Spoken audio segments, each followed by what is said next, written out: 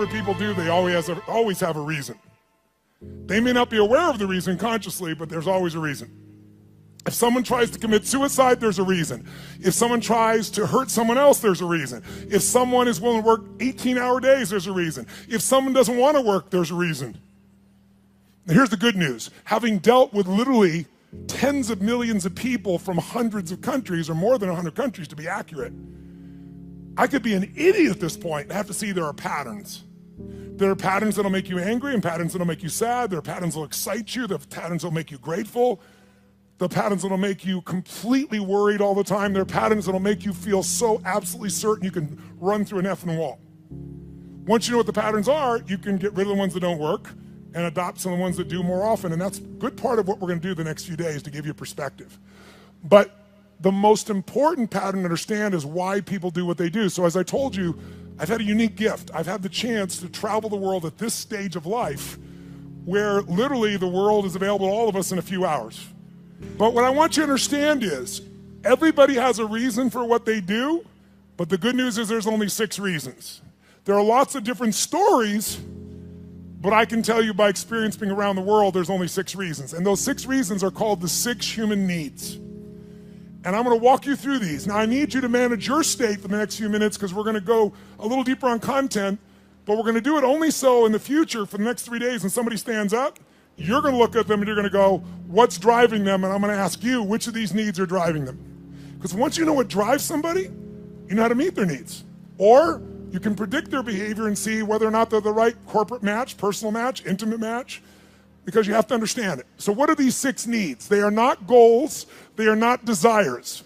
If you travel with me around the world, you'll see every culture has different goals. Everybody has different desires, but we all have the same needs. What are they? Number 1 is the need for certainty. Certainty. Now, what the hell is certainty? Certainty is a survival need. We all need to feel certain that we can avoid pain and that ideally we can have some comfort. Why? Because continuous pain would mean continuous damage. Continuous damage eventually means death. So the need for certainty is built into every human being, and I'm going to show you now in the next few minutes, if you stay with me, and I really need you to, so make sure you sit up in your chair and focused on this area, because after this we're going to kick in gear again, but right now you got to take this in. It'll be so valuable, not just for this weekend, but for your life. All human beings have the same 6 needs, so why do we behave differently? Because the only thing different in people is 2 things. We all have the same 6 needs, but we don't value them equally. Some people, certainty is the number 1 thing they value. And if they're certainty driven and you try to change anything, they freak out.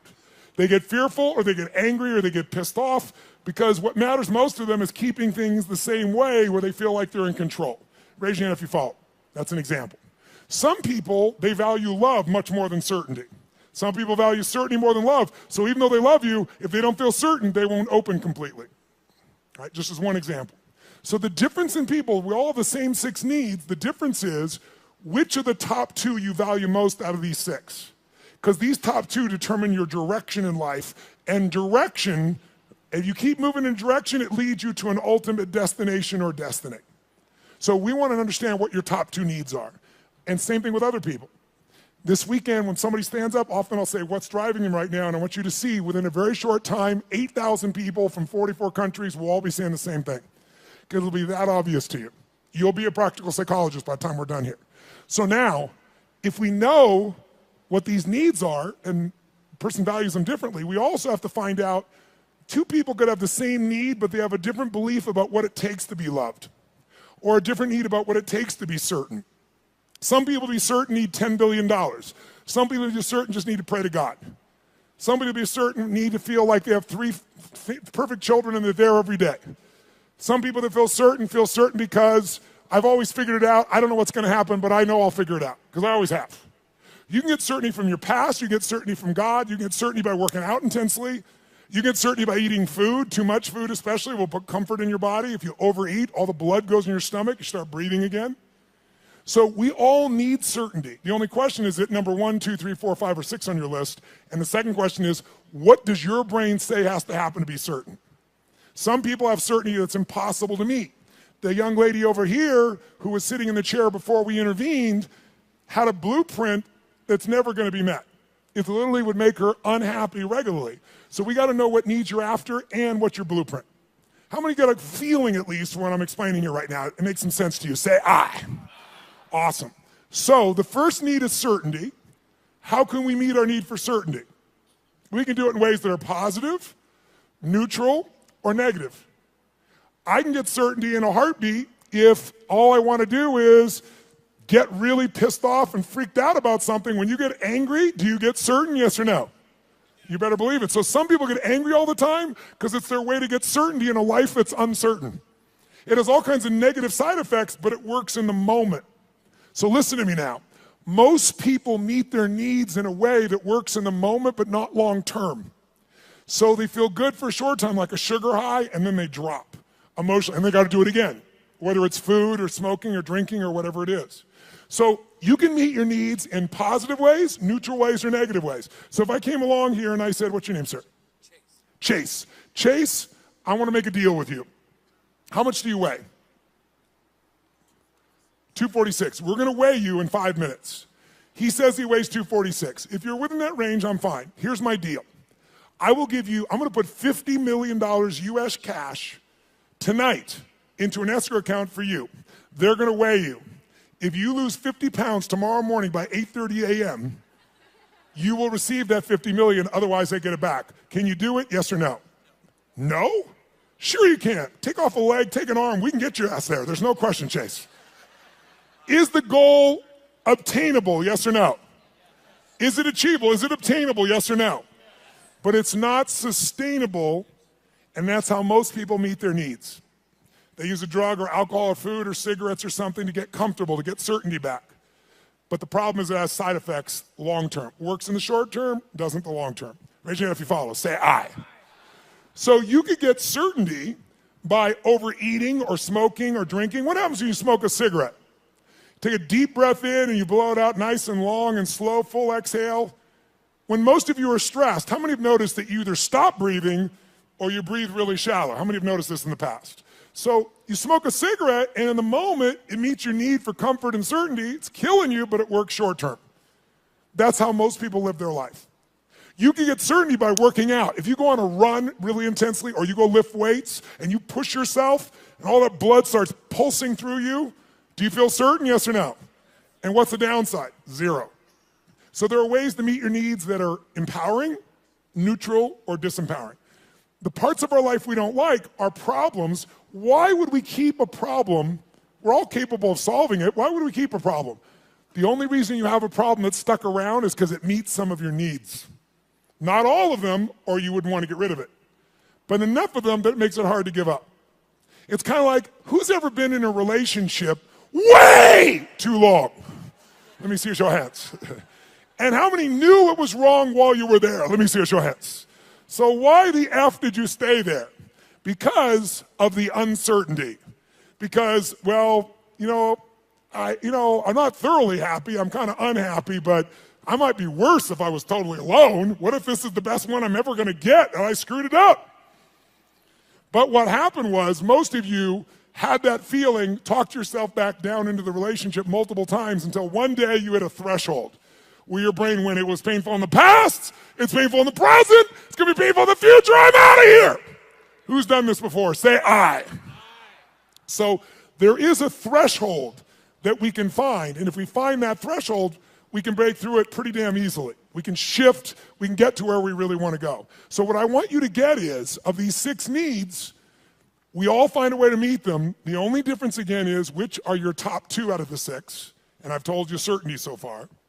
And what are your beliefs or rules, or what's your blueprint on how to get that? Her blueprint was please everybody, which is impossible, so it won't work. Raise your hand if you follow, okay? So let's take a look. What's the second human need? Well, first of all, you can get certainty in so many ways. You get certainty by praying to God. You can get certainty by doing a ritual the same way every time. You can get certainty by lowering your expectations, saying nothing ever works, nothing ever will, everybody screws things up. You'll lose your dream, but you'll gain your need. By the way, jot this down. People will give up their goals and dreams to meet their needs. People will give up their goals and dreams. They'll even give up their own values to meet their needs. I'll give you an example. How many of you in this room consider yourself to be an honest person, very honest person? Raise your hand if you consider yourself to be very honest. Raise your hand nice and high. Okay, drop your hand. Raise your hand if you lie. Let me see your hands if you lie. You can explain this to me, will you? Here's how it works. See, in your mind, you know who you are. Why would someone lie who values honesty? No one told you to be honest. You want to be honest. Because if you think being honest is going to cost you one of your needs like love or certainty, you'll lie. You'll call it a white lie, but you'll lie. Who knows what I'm talking about? Now, there's some people that never lie because they value certainty of always telling the truth so much. Right? It has to do with their rules or their belief structures. Does this make sense? So tell me something. You can meet the need for certainty so many ways, right? So here's the question. You can go ahead. Here's the question. What if you were certain every moment of your life what was going to happen before it happened? What if you knew what people are going to say before they're going to say it? What if you could feel what they're going to feel? What if you knew every moment before it happened what people are going to say and do? In the beginning, that would feel really exciting. But after a while, if you know what's going to happen, when it's going to happen, how it's going to happen, tell me what you're going to feel after a while. What are you going to start to feel? Tell me. What? Bored out of your mind. That's why God, in her infinite wisdom, gave us a second human need. And that second human need is uncertainty.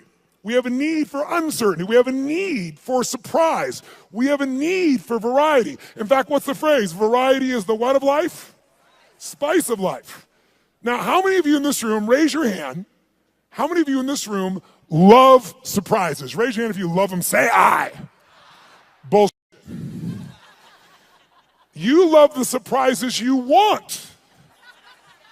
The surprises you don't want, you don't want. You call them problems, don't you? So don't tell me you like surprises. You like the surprises you want. Here's my point. Can you meet more than one need with the same action or emotion or belief system? Yes or no? Write this down. Anytime your mind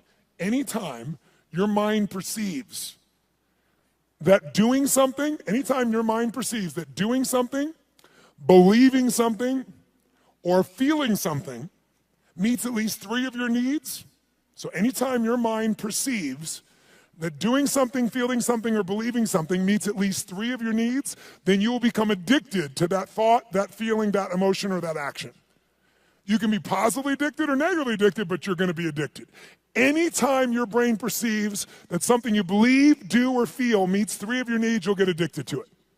Now, I'm going to show you why this is important. Let's look at two needs for a second.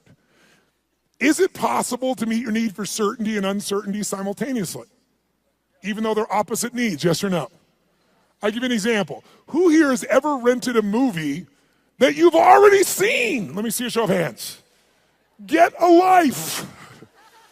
Now, I've done it too. Why would we rent a movie we've already seen? We'd rent it, why? Because we've seen it before, so we're certain it's good, and we're hoping it's been so long we forgot enough it'll be variety when we watch it again. Who knows what I'm talking about here? Say I. So you can meet both needs, but if you meet three needs, you'll become addicted to that behavior. Whether it's a good behavior or bad behavior, doesn't matter. It'll be a positive addiction or negative addiction, but you'll be addicted. So let me give you how do you get variety? You can get variety in positive ways, negative ways, or neutral ways. You can get variety by learning, growing, taking on a new goal, a new challenge. You can get variety through a conversation with a friend. You can get variety by praying to God. There's so many ways to get variety, aren't there? But you can also get variety in negative ways. You can smoke a joint, and maybe that's not a negative way, but it sure will change your state. But it has side effects, right? During that time, you're not going to function maybe at the same peak or understanding. Or some people use other things, cigarettes, alcohol, anything. There's so many ways to get variety. The question is, are your ways positive, neutral, negative, or empowering? How many follow? Because we all have ways of getting that variety, that uncertainty. So here's what I want you to do. Third human need is significance. The need to feel unique, the need to feel special. Yes, I hope that picture makes you feel special. Okay? The need to feel unique, special, important. Who has the need to be needed, to feel special, unique, and important? Who do you think has that need? Who has it? Tell me who. What about people who say, I don't want to be special? Do they still want to be special? Yes or no? You bet your ass they do. Thous protest too much. Now, they don't want to be so special that you attack them. They might want to stay undercover, so to speak, but they still want to feel special. They want to feel unique. They want to feel needed. They want to feel important. So there are lots of ways to feel special. You can do it by working your ass off, taking huge risks and achieving something to feel special, or you can tear down everybody else that's trying to build something. Because there's two ways to have the tallest building in town. One is work your ass off, take risks, build the tallest building. The other one is blow up everybody else's building. And by the way, which one's faster? Which one's easier? Which takes less intelligence and less money? Tearing shit down. It happens faster. So that's why we've always had violence, and we always will unless there's a consciousness change. If I live in a tough part of the community, I'm in the hood, and you can walk through my community and you don't notice me, and I feel insignificant, I might take things into my own hands to feel significant.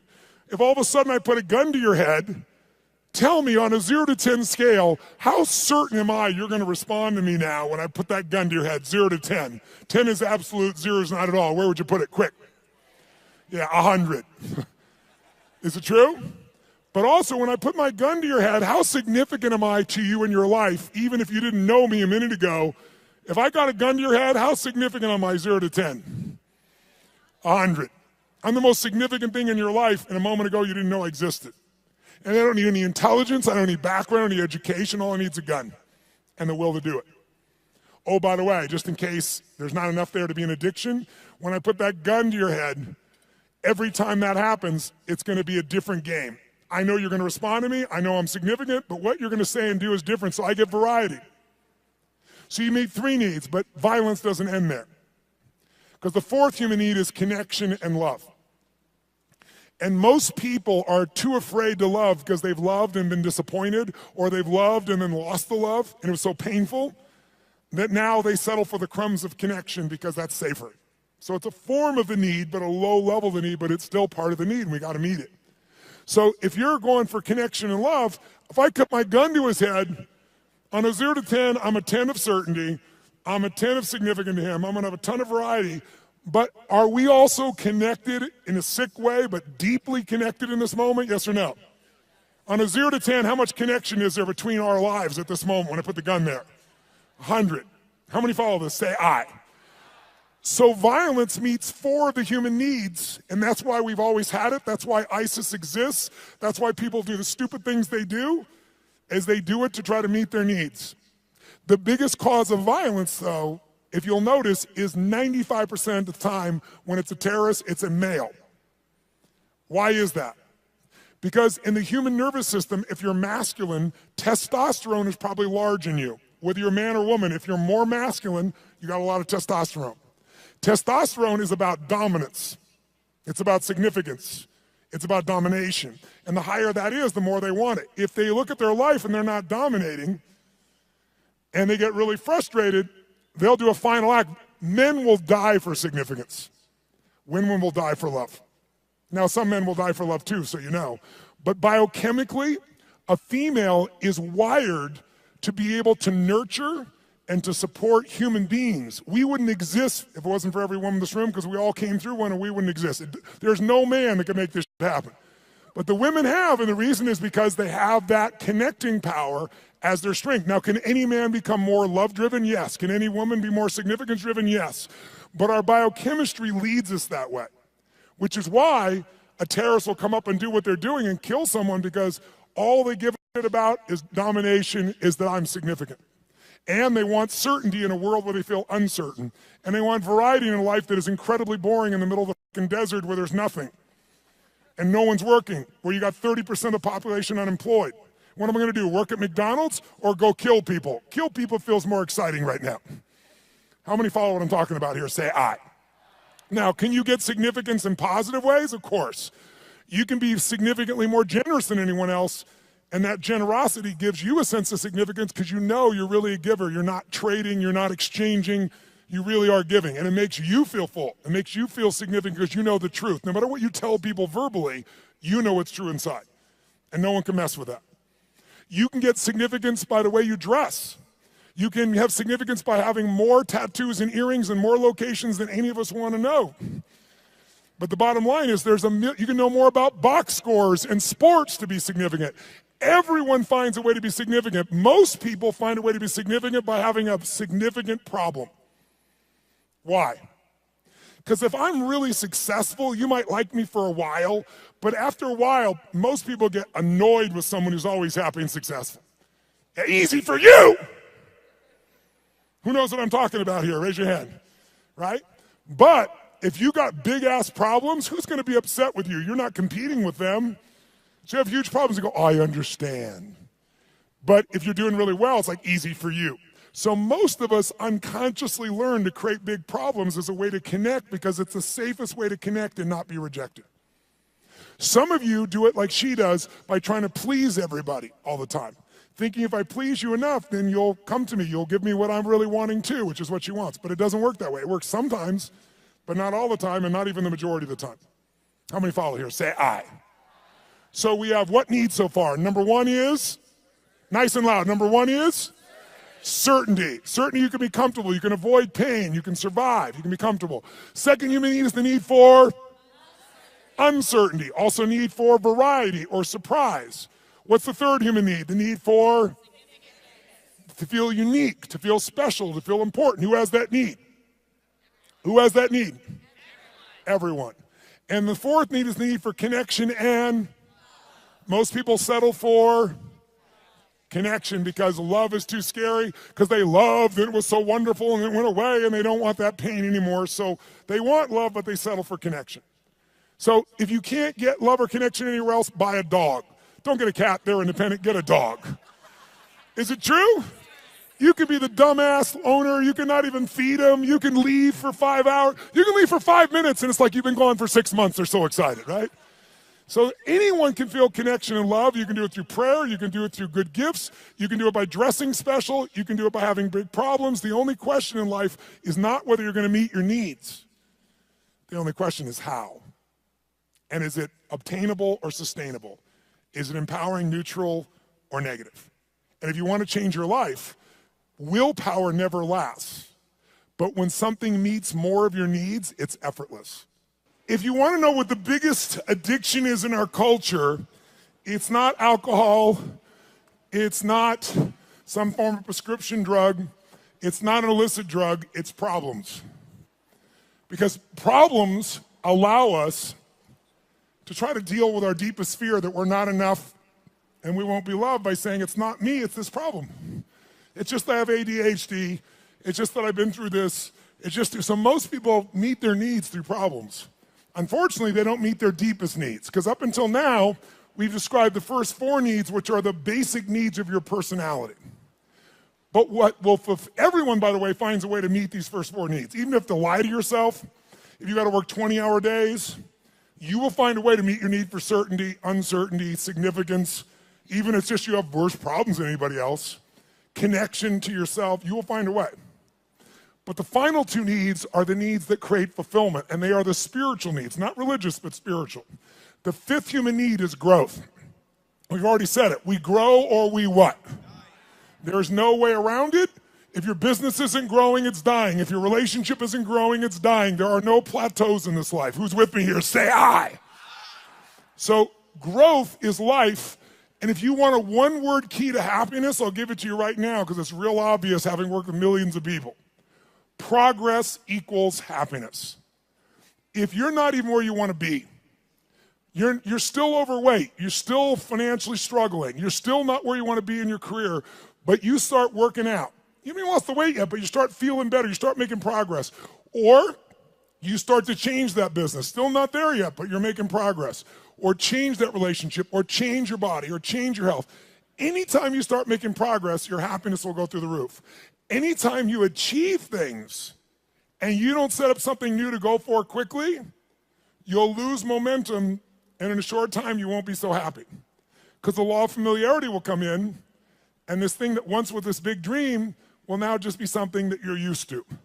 So the purpose of a goal is not to get the goal. The purpose of a goal is who we become to achieve it. What you get will never make you happy. Who you become will make you very happy or very sad, depending upon how you approach it and what you do with your life. So our approach here is we want to grow. And then the sixth human need is the need for contribution, the need to step out of ourselves. See, how many of you in this room, when something great happens, how many of you can't help yourself, you immediately want to share that with somebody you love? How many immediately that's your first thought? Say, I. Why? Because you can only feel so much yourself. I don't care if it's sex, drugs, rock and roll, whatever it is, there's only so much pleasure you can internally have. You want to share that concert with someone. You want to share that experience with someone because by sharing it becomes more. It's more than just you. Growth and contribution are our fifth and sixth needs. They are our spiritual needs. They are the needs that fulfill us. Everybody finds a way to feel somewhat certain, some variety, some significance, even if they got to tear people down, some connection. But very few people grow continuously and contribute continuously, which is where all the joy is. How many follow here? Say I. So we're going to make a couple distinctions. But first of all, can you meet somebody and in a few minutes start to pick up which needs might be driving them most? Yes or no? Yes or no? Of course you can. In fact, I'll give you an example. I was flying, I don't know, this was probably 5, 6, 7 years ago. I was flying this small plane across the country, and I was being the pilot. And I landed in Kansas City. And I landed in Kansas. And I'm in this little airport in Kansas, and I get out of the plane, and this young man comes running out, and he's like so enthusiastic and so, just such a sweet, good soul. You know, you immediately got a great hit off this kid. And he says, what can I do for you? I told him I'm just flying through, I just need to refuel.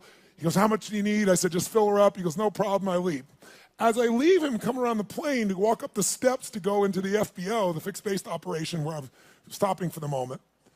I'm going to go up and use the facilities, and there's a young girl sitting on the stairs here, and she looks really intense. She's gothic, you know, that goth makeup. She's got, I don't remember the exact number, but like 15 earrings on one ear, one through the nose, really intense-looking little character. So I noticed her on the way in, and as I walk up the steps, I walk by her and go inside, and when I came back out, the steps are really wide, so I sat on the step just beside her. She's like one person away, and she looks at me and goes, what do you want? I said, what do you want? She said, nothing. I said, nothing. And then we just sat there. She's like, in her space. And I said, actually, there is something I'd like to know. I said, you don't have to tell me, but I'm going to leave here in a few minutes. You're never going to meet me again. Is that your boyfriend out there? She goes, well, sort of. Like she wants him to be, right? And I said, that's nice. I said, he seems like a really, really nice kid. He's not nice. He's strong, she tells me. I said, okay, well, I think he's strong and nice. She said, well, maybe he is. I said, I'm going to leave in a couple minutes, but I'm just curious. I said, how old are you? She goes, what does it matter? I said, it doesn't, and I'm about to leave, so why don't you tell me? She said, I'm 13, and I about fell over. I mean, this girl, 17 be the youngest I put her, totally made, makeup made up in every detail, right? So I'm like, wow. She goes, are you surprised? I said, yeah, I'm really surprised. She goes, did you think I was older? I said, yeah. I said, and that kind of saddened me a little bit for you. She said, what? I said, I don't know. I said, I'm curious. I'm going to leave here in a few minutes. And she goes, you're curious about a lot of things. I said, I am. I said, how come, and I'm making up the number, it may have been 13, but it was more than 12. How comes 13 or 15 earrings? And she says to me, because everybody else has 5. Now, if I don't tell you anything else about this young lady, what would you say is the number one need that's driving her at this stage of her life right now? Nice and loud, go. Which one, nice and loud? How many said significance? Raise your hand. Absolutely right. You can see it easily. But people are driven by more than one thing. And as I'm watching her in this really tough-ass approach and thinking about how she's adapted to be unique and significant, I look down and I see she has a keychain, and it's a Tigger keychain. You know Tigger, the Disney character, Winnie the Pooh Tigger. And I go, cool keychain. And she goes, yeah. And all of a sudden I saw a little girl there for a second. And I said, Tigger, I said, where'd you get that? She goes, well, my dad got it for me. And all of a sudden there's a 13-year-old girl there. It's totally amazing. And I said, really? She goes, yeah, I really love Tigger. I even have Tigger curtains, and I have a Tigger sheets. It's embarrassing, but I love Tigger. So tell me something. this woman's need. She meets her need for significance by doing what?